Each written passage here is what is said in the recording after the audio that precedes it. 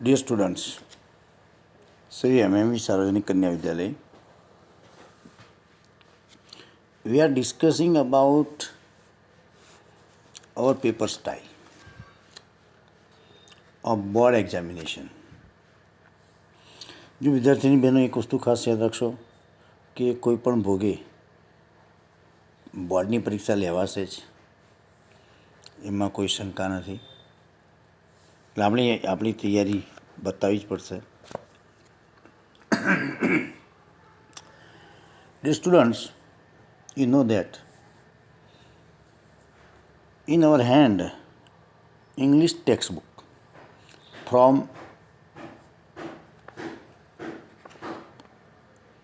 Gujarat State Board of School textbook. શિક્ષણ વિભાગ દ્વારા આપણને એક ટેક્સ્ટબુક આપવામાં આવી છે. એ ટેક્સ્ટબુકની અંદર 1 to 10 unit and 1 to 4 poems, 1 થી 10 યુનિટ આપેલા છે, 1 થી 4 પોએમ આપેલી છે. અને સપ્લિમેન્ટરી રીડિંગ પહેલાં આવતું. સપ્લિમેન્ટરી રીડિંગ એટલે આમ તો ગુજરાતીમાં આપણે પૂરક વાંચન કહીએ છીએ, એની જગ્યાએ બ્લેક બગ આવે છે. ટેક્સ્ટબુક, પોએમ અને બ્લેક બગ એ આપણા માટે ઉપયોગી છે જ. જોકે તમે જાણો જ છો કે કોઈ પણ ભાષા ભણવા માટે વધુમાં વધુ વાંચવું જોઈએ, વધુમાં વધુ લખવું જોઈએ અને વધુમાં વધુ સાંભળવું જોઈએ. સાંભળવાથી પણ લેંગ્વેજ આવડી જતી હોય છે. અહીંયા આપણા ક્વેશ્ચન પેપરમાં આપણને ટેક્સ્ટબુક ક્યાં ઉપયોગી હશે એની વાત તમને કહી દઉં. જે તમને કોમ્પ્રિહેન્શન ક્વેશ્ચન સ્ટાન્ડર્ડ 9 અથવા તો અગાઉના સ્ટાન્ડર્ડની અંદર આપણે ભણી ચૂક્યા છીએ. What is the meaning of comprehension? આમ તો to comprehend mean to understand. Comprehend mean to understand, સમજવું. અને પેરેગ્રાફ આપેલો હોય, paragraph will be given there, you have to read it, એને વાંચવાનો. એન્ડ આફ્ટર અન્ડરસ્ટેન્ડિંગ, સમજ્યા પછી, the questions will be asked below the paragraph. Paragraph પછી,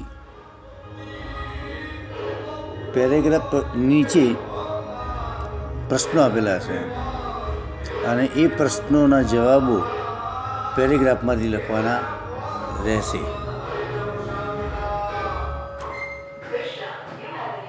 એટલે કોમ્પ્રિહેન્શન ક્વેશ્ચન ખાસ યાદ રાખવાનું. ટેક્સ્ટબુકમાંથી પૂછાય. એમાં ખાસ કરીને વોકેબ્યુલરી, શબ્દો, વિરોધી શબ્દો, સમાનાર્થી શબ્દો એ પણ તમારે અંદરથી યાદ કરી લેવા પડશે. પોએમમાંથી પણ એ જ રીતે આવશે. બ્લેક બગમાંથી 2 પેરેગ્રાફ આવે છે અને એ 2 પેરેગ્રાફ જે આવશે, બ્લેક બગ વાંચવું જરૂરી છે. એને કંઈ તૈયાર કરવાનું મીન કે એમાંથી શોર્ટ નોટ્સ કે ડાયરેક્ટ ક્વેશ્ચન્સ આવશે નહીં. ફક્ત ને ફક્ત એમાંથી કોમ્પ્રિહેન્શન જ આવશે. અને એ વાંચો, એમાંથી તમારી એનરીચ વોકેબ, શબ્દભંડોળ વધશે, ભાષા સમૃદ્ધ બનશે. એ ખાસ યાદ રાખશો.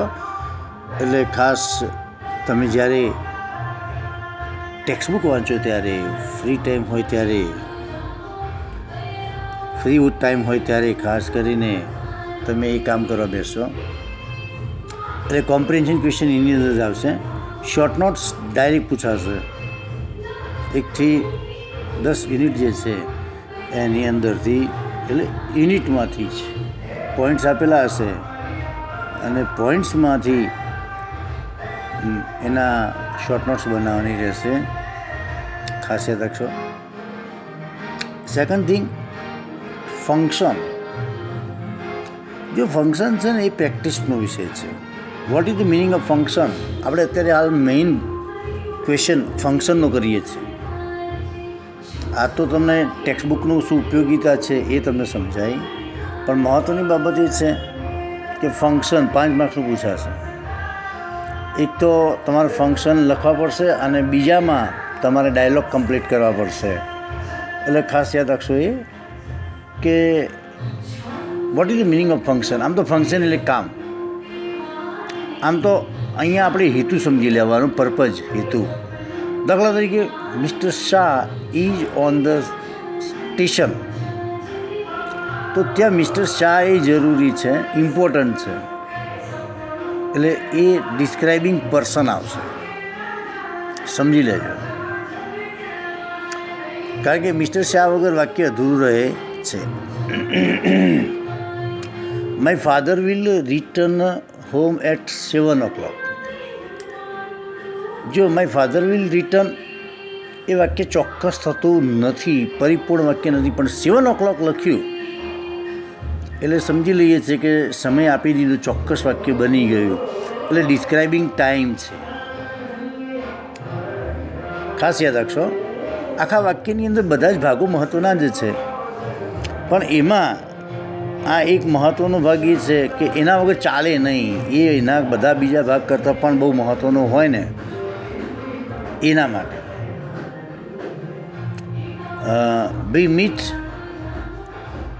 We will meet on the playground. તો જો અહીંયા વી વિલ મીટ, આપણે મળીશું એ તો ટોન છે જ, અર્થપૂર્ણ વાક્ય બની જ છે. ઓન ધ પ્લેગ્રાઉન્ડ, રમતના મેદાન પર મળીશું, એ ચોક્કસ થઈ ગયું. એટલે on the playground A location છે. જો કેટલીક બાબતો એવી છે, ટાઈમની અંદર એક જ સમય આપેલો હોય, એને describing time. We will stay in the school from 11 to 5, તો ડિસ્ક્રાઇબિંગ પીરિયડ આવશે, સમયનો ગાળો બતાવે છે. Next, my mother is making T. My mother is preparing T.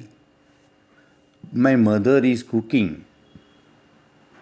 આ બધા ડિસ્ક્રાઇબિંગ એક્શન છે. અહીંયા સબ્જેક્ટ મહત્ત્વનો નથી, સમજી લેજો. તો વાક્યના ટોન ઉપરથી આપણને એવી ખબર પડશે કે આપણે શું કરી રહ્યા છીએ, અથવા તો મેઇન પર્પઝ શું છે એ.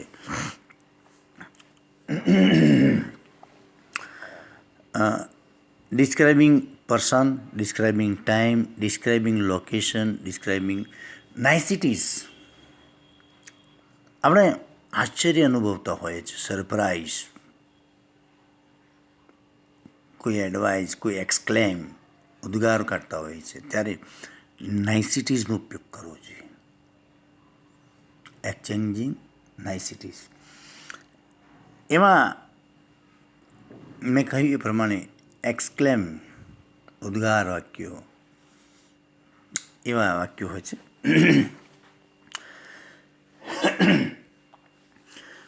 આ વિષયમાં તમારે વધુ પ્રેક્ટિસ કરવી પડશે. જો કે વિદ્યાર્થી બહેનો બજારમાં અથવા ભૂતકાળના પેપરો તમારી પાસે હોય તો એ જોઈને ફંક્શન માટે બહુ જ પ્રેક્ટિસ કરવાની રહેશે.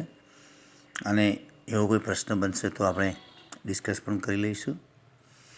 બીજું એક, change the tax. Change the ટેક્સમાં તમને ખબર હશે કે જુદા જુદા પ્રકારના પ્રશ્નો પૂછાય છે.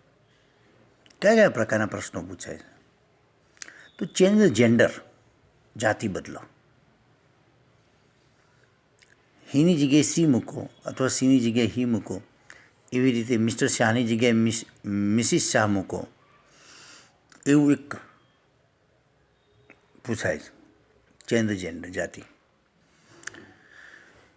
એટલે આપેલું હોય કે mister Shah is a teacher, તો missus Shah is a teacher. He lives in his village, તો she lives in his village. એટલે હીની જગ્યાએ સી કરવાનું છે, પણ બધી જ વિભક્તિઓમાં ફેરફાર કરવાનો. ફક્ત હીની જગ્યાએ સી કરવાથી ફેરફાર નહીં થઈ જાય.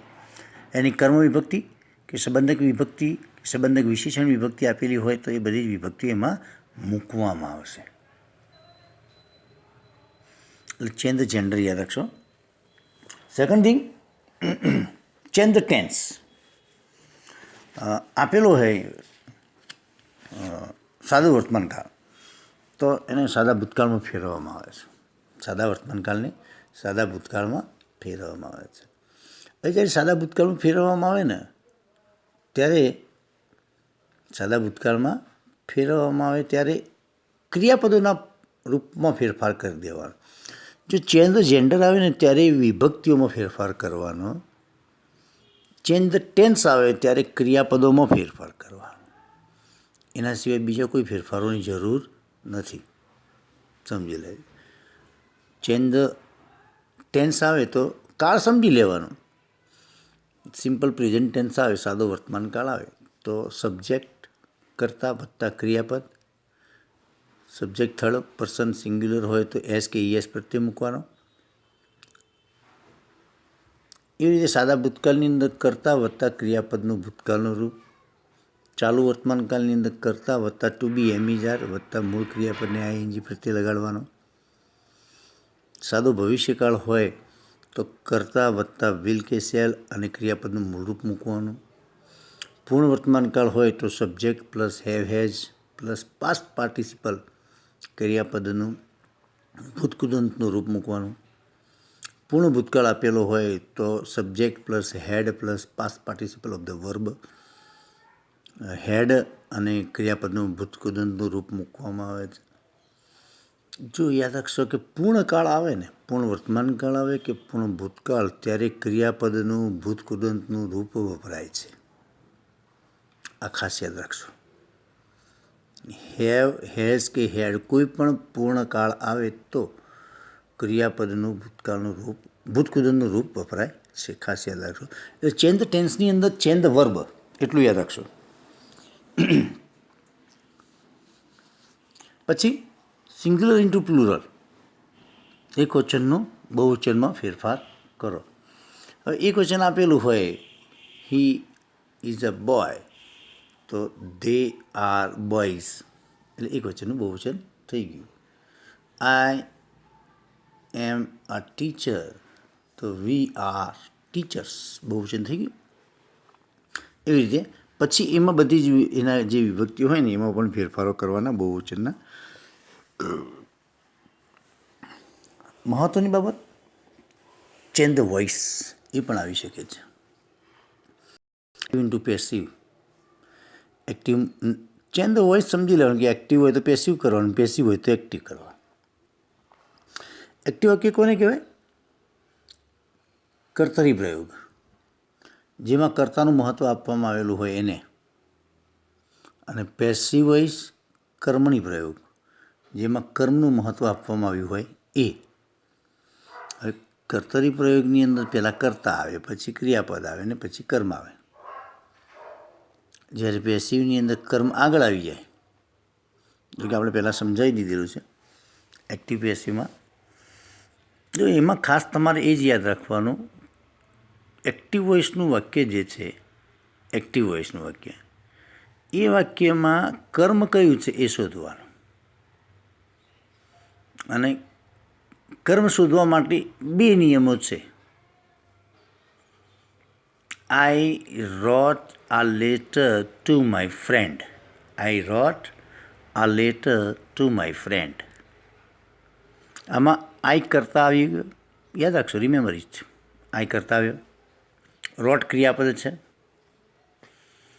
અહીંયા એક વસ્તુ યાદ રાખશો કે કર્મ શોધવા માટે શું કરશો,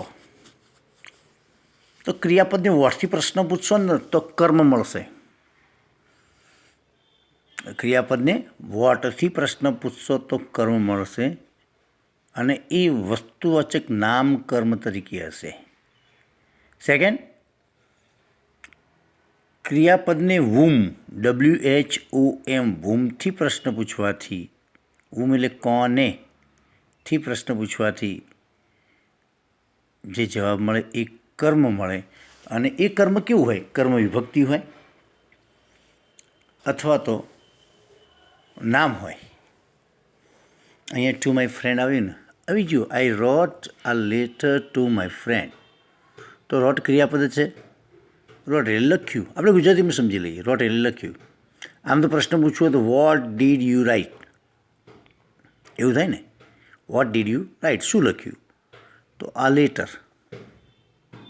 આપણે ગુજરાતીમાં સમજી લઈએ કે ક્રિયાપદની શુંથી પ્રશ્ન પૂછવાથી જે મળે ને એ મુખ્ય કર્મ છે, મેઇન ઓબ્જેક્ટ છે. અને અહીંયા મેઇન ઓબ્જેક્ટ શું આવ્યું? A letter. બીજું, ક્રિયાપદને whomથી પ્રશ્ન પૂછો, કોને લખ્યું? કોને, કોણે નહીં, કોને. whom did you write a letter? તમે કોને પત્ર લખ્યો? My friend. તો માય ફ્રેન્ડ એ કર્મ થયું, પણ એ ગૌણ કર્મ છે. બીજી એક વસ્તુ યાદ રાખશો, આ બંને કર્મ છે. દ્વિકર્મિક વાક્ય રચના કહેવાય. દ્વિકર્મક વાક્ય રચના. એક જ વાક્યમાં બે કર્મ આપેલા હોય તેવા વાક્યો છે. આપણે બંનેથી પેસિવ બનાવી શકીએ છીએ. બંને વાક્યોથી પેસિવ બનાવી શકીએ છીએ. હવે એમાં બીજી એક વસ્તુ યાદ રાખશો ખાસ, કે જો એક જ વાક્ય આપણે બનાવવાનું હોય તો મેઇન ઓબ્જેક્ટથી જ બનાવવાનું, પણ કદાચ બીજું કર્મ આપેલું હોય તો કૌંસમાં કરીને બીજું કર્મ પણ મૂકી દેવાનું, બીજું વાક્ય મૂકી દેવાનું પેસિવ વોઇસનું. એટલે એ પણ સાચું હોઈ શકે છે. બંને સાચા હોય તો આપણને કોઈ તકલીફ નથી પડતી. કદાચ બંને લખ્યા હોય અને એકાદમાં કંઈ ભૂલ થઈ ગઈ હોય, મિસ્ટેક થઈ ગઈ હોય, તો બીજું વાક્ય સાચું હોય તો એ જોઈ લેવાય છે. આવું વાક્ય આપેલું હોય તો આને બંને રીતે લખી દેવાનું, એક રીતે નહીં. તો કર્મ કયું છે? A letter. A letter. પછી રોટ ક્રિયાપદ છે કયા કાળનું? ભૂતકાળનું. તો ભૂતકાળના ટુ બીના ક્રિયાપદો કયા છે? વોઝ અને વેર. તો આ લેટર વોઝ. રોટ ભૂતકાળ છે તો ભૂતકૃદન શું થાય? રિટર્ન. આ letter was return to my friend આગળ લખી દેશો તોય ચાલશે. અને બાય પછી જે કરતા આવે, બાય પછી જે કર્મ આવે ને એના પછી મૂકશો તોય ચાલશે. હવે અહીંયા પેલું કેસ યાદ રાખશો, વિભક્તિઓ, કે બાય પછી હંમેશા કર્મ વિભક્તિ આવે છે. બાય પછી હંમેશા કર્મ વિભક્તિ આવે છે. આઈ ની, me, by me, by us, by you, by him, by her, by them, by it. યાદ રાખશો કે બાય પછી હંમેશા કર્મ વિભક્તિ આવે છે. તો આ letter was return to my friend by me. થઈ ગયું. હવે સેકન્ડ ઓબ્જેક્ટ જે છે, બીજું કર્મ જે છે, એ બીજા કર્મથી આપણે જોઈએ તો બીજું કર્મ કયું છે? My friend. તો એને આગળ મૂકી દઈએ એમના એમ જ. My friend was return a letter. My friend was return a letter by me. એ રીતે લખી દેશો. કોઈ પ્રશ્ન હશે તો આપણે સોલ્વ કરીશું. અહીંયા એક્ટિવ પેસિવ તમારે યાદ રાખવા રહેશે. બીજી વસ્તુ, કદાચ ખાલી જગ્યામાં પણ આ એક્ટિવ પેસિવનું પૂછાય તો જે વાક્યની શરૂઆતમાં નિર્જીવ કરતાં આપેલો હોય ને એ સમજી લેવાનું કે એ પેસિવ વોઇસ જ છે. નિર્જીવ કરતાં ખાસ યાદ રાખશો. ચેન્જ ધ ટેક્સ્ટની અંદર આ બધું આવે જ છે.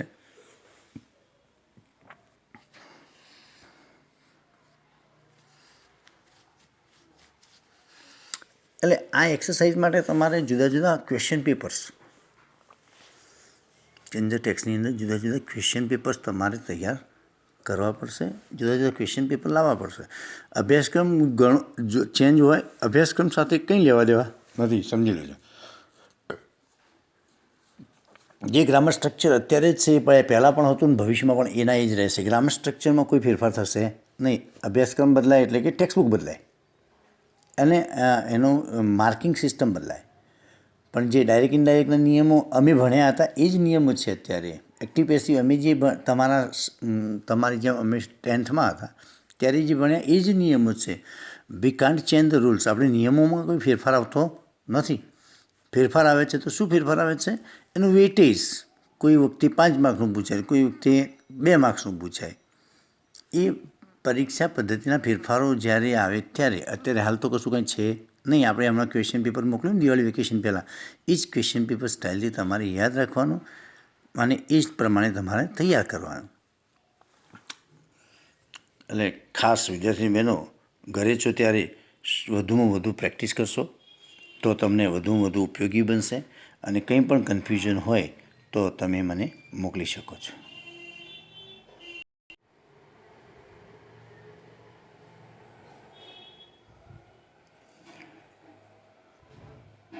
Next thing,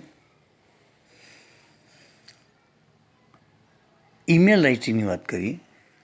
email writing short writing છે. શોર્ટ રાઇટિંગ તમને ખ્યાલ હશે કે શોર્ટ રાઇટિંગની અંદર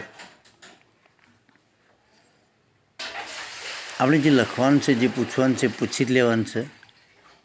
જે પ્રોપર મેસેજ છે એને સેન્ડ કરવાના છે. જે કે આપણે જનરલી હવે આપણે વોટ્સએપ મેસેજ, SMS કરીએ છીએ, શોર્ટ મેસેજ સિસ્ટમ એપ્લાય કરીએ છીએ, એ રીતે ઈમેલ રાઇટિંગ છે. Email writing means short writing જ છે, લેટર રાઇટિંગ નથી. લેટર રાઇટિંગ એ ચેન્જ વસ્તુ છે. લેટર રાઇટિંગની અંદર ઘણું બધું આપણે લખીએ છીએ, ઈમેલની અંદર ઘણું બધું લખી શકતા નથી.